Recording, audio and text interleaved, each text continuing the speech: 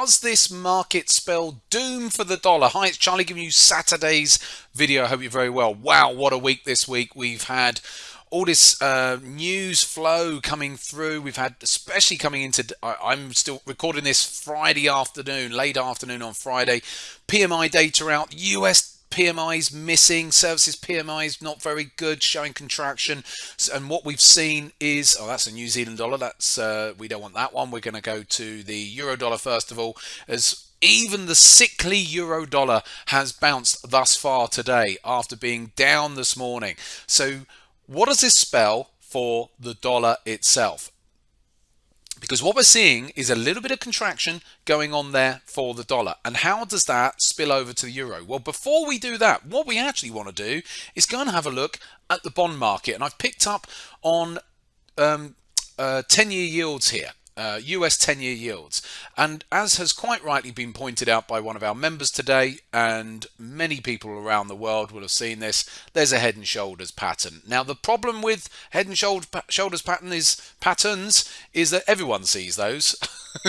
But anyway, we shall see if some of them obviously work quite nicely. So but the point is not necessarily the head and shoulders pattern. The fact is that bond yields reversed heavily yesterday when they looked like they were on the cusp of starting to break to the upside.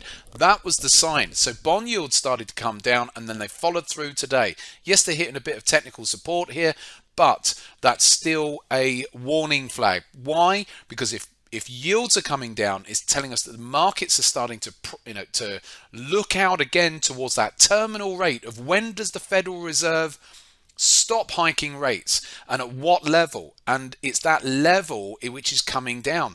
Then at the moment the market's pricing in not 4% but more like 3.2%, and that's gradually coming down. So we start seeing these contraction figures, then that will spill over, funnily enough, into the dollar, at least in the short term. And that's why we've seen the euro come up a little bit here today and those other currencies. So going into next week, in the short term here, the euro's still stuck here in a sideways pattern. The reason I'm doing this video today, I was asked to do a video on the euro. It is a bit stuck, but it's a nice reversal so far. I'm recording this at 5:25. Let's see, going into next week, if we can breach these highs, then it bodes well for a run towards my upper channel line over here for the euro. Beyond that, is there more scope? Yes, there is, but let's take it one step at a time. So first things first, let's just see if we can get a little bit of follow through from today's reversal. Look, let's be perfectly clear here. The eurozone is a lot sicklier than the US. The US is still a very strong economy. And actually, to be fair to the Eurozone, as far as employment's concerned, that's all very strong. But certainly, the Eurozone's got a lot more issues than the US economy has. So in the medium to longer term, the dollar should perform better than the euro when comparing it against the euro. But in the short term, the markets are sentiment driven. These PMI figures were not good today. We've got FOMC next week, Wednesday of next week. Market isn't really pricing in anything of a 100 basis point hike next week now. Looks like it is going to be 75. Who knows? Could it be 50? But no, joking aside, they've pretty much priced in 75 basis points. So what we could be seeing is in spite of a 75 basis point hike, we could actually see a little breakout coming at some point. I wouldn't want to get too far ahead of yourself. Before that, we need to see a breakup and a strong close yet on the euro. It had the potential today, but it's not managed to do it, not at this point that I'm recording this. And it's the same with the pound as well. Now, the Bank of England reporting in 2 weeks' time. And the pound as well has been going sideways much of this week. It's had a pop today. It's not held on thus far at 5:30 nearly.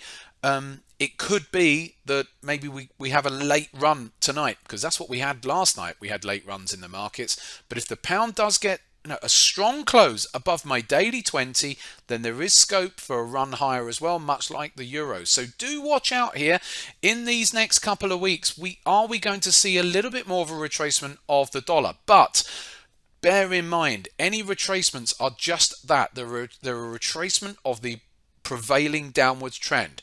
And it's still likely at some point the dollar will then pick up, because if there is a deeper contraction in the US, then where are you going to want to park your money?